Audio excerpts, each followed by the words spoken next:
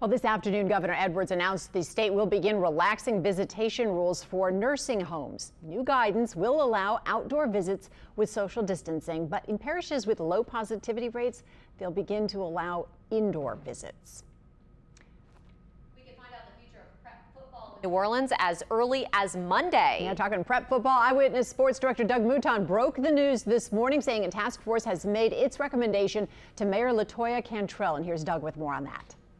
The city of New Orleans will hold a press conference on Monday where they are expected to make an announcement about the immediate future of high school football in Orleans Parish. And sources tell Eyewitness Sports that that announcement is expected to be that high school football can now move forward in Orleans Parish, although the announcement has not come yet. Now, Mayor LaToya Cantrell has said multiple times no contact sports in New Orleans as long as New Orleans remains in phase 2. But she also commissioned a task force led by NORD Director Larry Barabino to look into when and if it's safe to play high school football. That task force has met with the mayor, and again, the decision should come on Monday, and we do expect that decision to be that high school football is moving forward in Orleans Parish, although for now we don't have an exact timetable. Reporting at Tad Gormley Stadium in City Park, Doug Mouton, Eyewitness News.